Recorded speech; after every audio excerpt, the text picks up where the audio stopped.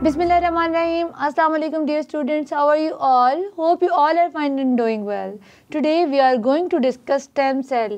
आज की क्लास में हम बात करेंगे स्टेम सेल्स की. स्टेम सेल्स को अंडरस्टैंड करना बहुत ज़्यादा इंपॉर्टेंट है because they are very important in our body. और इसका जो कॉन्सेप्ट है, इसका जो टॉपिक है, ये एग्ज़ाम्स में भी बहुत इंपॉर्टेंट है क्योंकि ये एक लॉन्ग क्वेश्चन में पूछा जा सकता है. सो आपने इसको बहुत अच्छे तरीके से अंडरस्टैंड करना है. सबसे पहले बात करेंगे स्टेम सेल्स होते क्या है, ये किस तरह से बनते हैं और ये क्या होते हैं. In sexually reproducing organisms all type of cell. Sexually reproducing organism के अंदर all different types of cells arise from a single cell which is called zygote. Sexually reproducing organism, जैसे हम ह्यूमन हैं, हमें मुख्तलिफ तरह के सेल्स होते हैं. जैसे हम बात करते हैं मसल सेल की, नर्व सेल की, ब्लड सेल्स की. ठीक है जी, मुख्तलिफ तरह के सेल्स होते हैं जो अराइज करते हैं, जो बनते हैं from a single cell which is called zygote. Zygote से ये बनते हैं. और जाइगोट जो होता है वो एक अनस्पेशलाइज्ड सेल्स होता है. ठीक है, मतलब उसमें स्पेशलाइजेशन नहीं होती, उसमें जो है उसका एक जो फंक्शन है वो डिफ्रेंशिएट नहीं हुआ होता.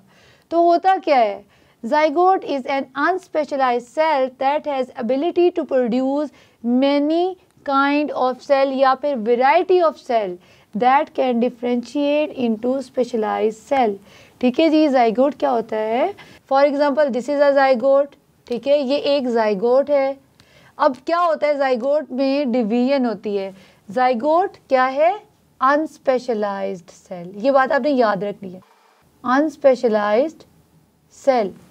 क्या होगा, इसमें डिवीजन होती है ड्यूरिंग डेवलपमेंट. ठीक है जी, क्या होता है, 1 से 2 में डिवाइड कर जाता है.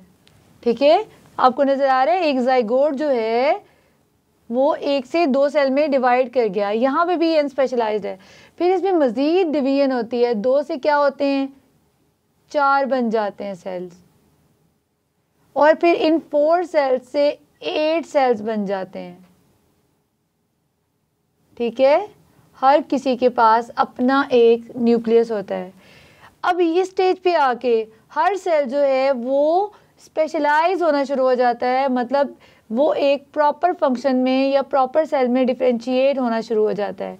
तो इस प्रोसेस को, जिसमें एक अनस्पेशलाइज्ड सेल जिसके पास एबिलिटी होती है कि वो डिवाइड करे और वैरायटी ऑफ सेल बनाए जो कि स्पेशलाइज्ड सेल हों, इसको हम कहते हैं stem cell. Such an unspecialized cell that has ability to produce a variety of cell that can specialize into specific function is called stem cell. एक ऐसा unspecialized cell जैसे कि zygote is a unspecialized cell जिसके पास ability हो कि वो मुख्तलिफ तरह के सेल प्रोड्यूस कर सकता हो with specialized function, उसको हम कहते हैं स्टेम सेल.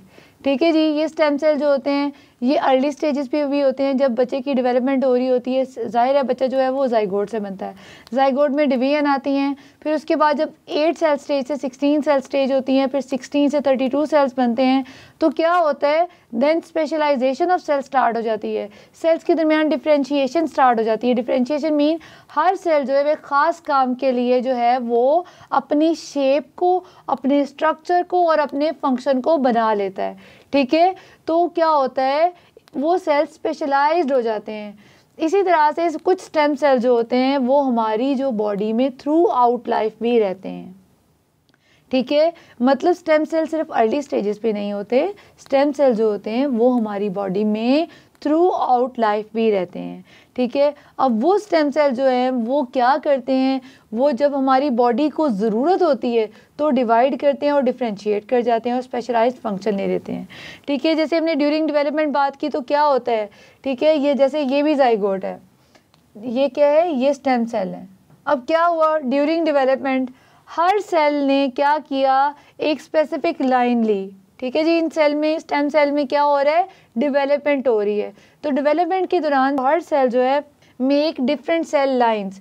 ठीक है जी, ये डिफरेंट सेल लाइंस बन रही हैं. बन कहाँ से रही हैं, एक सिंगल जो है स्टेम सेल जो हैं वो एक ही तरह के हैं, लेकिन जब डेवलपमेंट होगी तो ये डिफरेंट सेल लाइंस बना देंगे. फॉर एग्जांपल एक स्टेम सेल है जिससे क्या बन रहा है, एक सेल लाइन बन रही है, वो सेल लाइन नर्व सेल बना रही है। ये क्या है, नर्व सेल। ठीक है जी। इसी तरह एक स्टेम सेल है जिसे एक सेल लाइन बन रही है, वो मसल सेल बना रही है, मसल सेल, ये स्मूथ मसल सेल्स हैं। इसी तरह से स्टेम सेल से एक सेल लाइन निकल रही है जो एपिथेलियल सेल बना रही है, जो क्या बना रही है, एपिथेलियल सेल, स्किन सेल जिनको हम कहते हैं। इसी तरह से स्टेम सेल से एक लाइन है जो फैट सेल बना रही है। स्टेम सेल से एक सेल लाइन बन रही है जो रेड ब्लड सेल्स बना रही है। स्टेम सेल से एक लाइन बन रही है जो गैमीट्स बना रही है। ठीक है जी, हमारी बॉडी में जो सेक्स सेल्स होते हैं। ठीक है, तो कहने का ये मतलब है ड्यूरिंग डेवलपमेंट जो स्टेम सेल्स होते हैं वो डिफरेंट सेल लाइंस बनाते हैं, then these cells are differentiated into different types of cell in multicellular organisms. ठीक है जी, तो फिर ये क्या करते हैं, मुख्तलिफ तरह के सेल्स में जो है वो डिफरेंशिएट करते हैं और अपना स्पेसिफिक रोल बॉडी के अंदर परफॉर्म करना शुरू कर देते हैं। अब बात करेंगे कि जो स्टेम सेल हैं वो हमारी बॉडी में कब तक रहते हैं। कुछ स्टेम सेल जो होते हैं वो हमारी बॉडी में थ्रू आउट द लाइफ रहते हैं, जैसे कि मैंने आपको पहले भी बताया। अब ये जो स्टेम सेल्स होते हैं ये हमारी ज़रूरत के तहत, जब हमारी बॉडी को रिक्वायरमेंट होती है उसके तहत जो है वो डिवाइड भी करते हैं और डिफ्रेंशिएट भी करते हैं।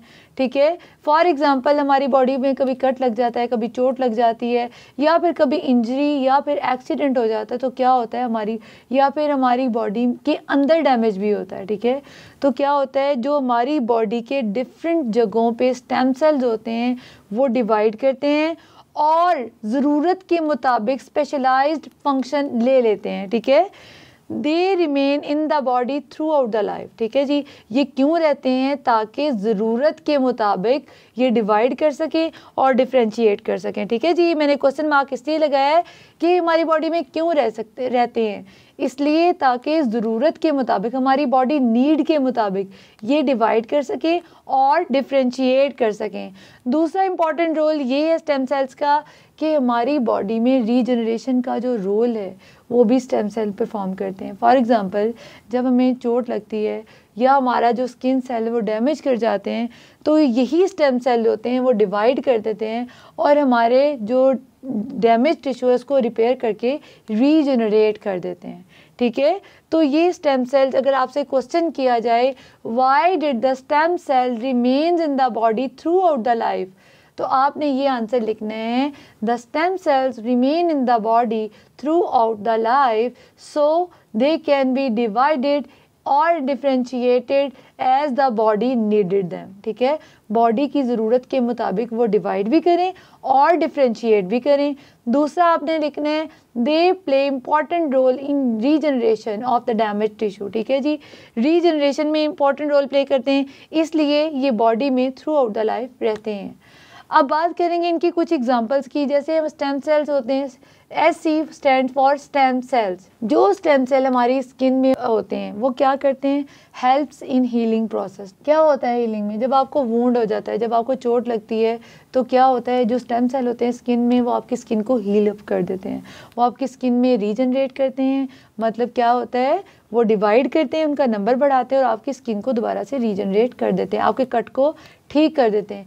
इसी तरह से कुछ स्टेम सेल जो होते हैं वो लिवर में भी होते हैं। वो क्या फंक्शन परफॉर्म करते हैं, जब लिवर डैमेज करता है तो उसकी रिपेयर का काम करते हैं। अगर खुदा न ख्वास्ता लिवर जो है वो डैमेज हो जाए या उस पर कुछ प्रॉब्लम हो जाए, तो जो स्टेम सेल्स होते हैं ना वो वहाँ पे डिवाइड करते हैं और डिफ्रेंशिएट करने के बाद उस सेल, जो लिवर सेल्स हैं उनको रिपेयर कर देते हैं। ठीक है जी, इसी तरह स्टेम सेल जो बोन मैरो में होते हैं वो क्या करते हैं, वो हमारे ब्लड जो सेल्स हैं उनको रीजनरेट करते हैं। ठीक है जी, और इसके अलावा हमारे इम्यून सेल्स को भी जो है वो रीजनरेट करते हैं। कहाँ पे ये स्टेम सेल्स होते हैं, हमारी बोन मैरो के अंदर। ठीक है, जैसे आपकी ये हड्डी होती है, ठीक है, यहाँ पे ये स्टेम सेल्स होते हैं, ये क्या बनाते हैं, ये ब्लड सेल्स बनाते हैं और आपके जो हैं इम्यून सेल्स बनाते हैं, जो आपकी बॉडी के इम्यून सिस्टम को बेहतर करते हैं। ठीक है जी, स्टेम सेल जो हमारे बोन मैरो में होते हैं वो क्या करते हैं, वो ब्लड सेल्स को बनाते हैं। मतलब हमारी बॉडी के लिए ब्लड का बनना through out the life important होता है, क्योंकि ब्लड जो ओल्ड हो जाता है वो वेस्ट हो जाता है। ठीक है जी। तो बॉडी में ब्लड जो है वो थ्रू आउट लाइफ बनता रहता है। वो कहाँ से बनता है? बोन मैरो के अंदर स्टेम सेल्स होते हैं जो ब्लड सेल्स को भी बनाते हैं और इम्यून सेल्स को भी बनाते हैं, जो कि हमारे इम्यून सिस्टम को बेहतर बनाता है। आई होप आपने स्टेम सेल का कॉन्सेप्ट अच्छे तरीके से अंडरस्टैंड किया होगा। मज़ीद अंडरस्टैंडिंग के लिए मेरी वीडियो को बार बार वॉच कीजिए और अपने बुक से जो है इस टॉपिक को अच्छे तरीके से रीड आउट करें। मैं मिलूँगी अपनी नेक्स्ट क्लास में एक नए लेसन के साथ। तब तक के लिए अल्लाह हाफ़िज़।